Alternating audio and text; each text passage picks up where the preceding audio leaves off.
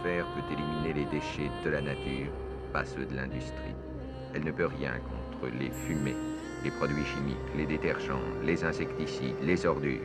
L'environnement se dégrade, la consommation de masse se développe.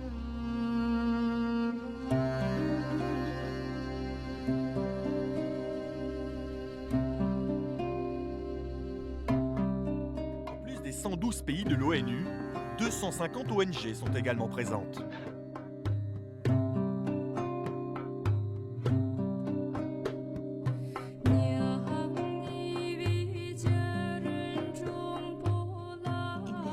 Summit and very first Earth Summit ever held, representatives from 166 countries.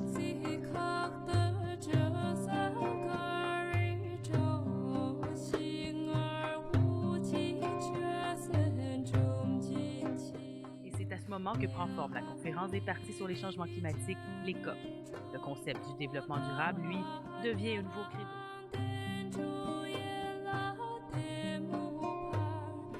L'acronyme COP signifie Conference of Parties en anglais, c'est-à-dire la conférence des parties signataires. Bien qu'il existe des COP sur d'autres sujets, seules celles sur le climat font l'objet d'un sommet régulier et fédérateur.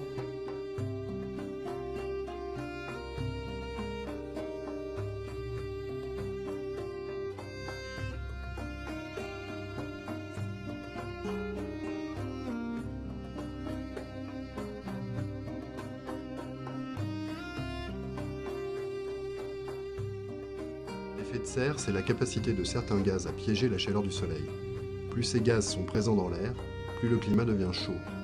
L'humanité produit des gaz à effet de serre, à commencer par le gaz carbonique, car l'industrie est fondée sur la combustion de sources d'énergie fossiles carbonées, comme le charbon, le pétrole ou le gaz naturel.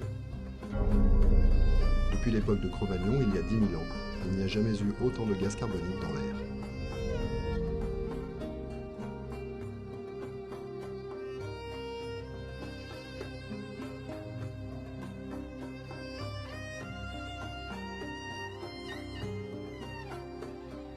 Signé en 1997, le protocole de Kyoto impose aux pays industrialisés des quotas d'émissions de gaz à effet de serre.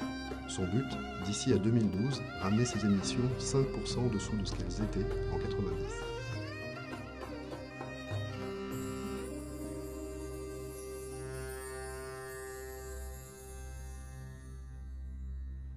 Les économies en développement n'ont pas de quotas à respecter.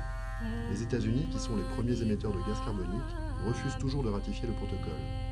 États-Unis, Chine, Inde, près de la moitié des émissions mondiales ne sont soumises à aucun quota de réduction.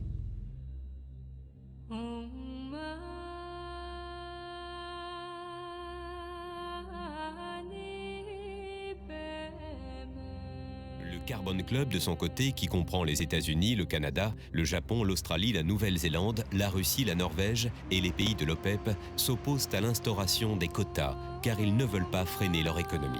En 2001, alors que le troisième rapport du GIEC établit avec davantage encore de certitude que l'activité humaine influe sur le réchauffement climatique, les États-Unis, plus gros pays producteurs de gaz à effet de serre, annoncent qu'ils ne ratifieront pas le protocole de Kyoto. Malgré tout, les autres pays industrialisés décident de la ratification du protocole.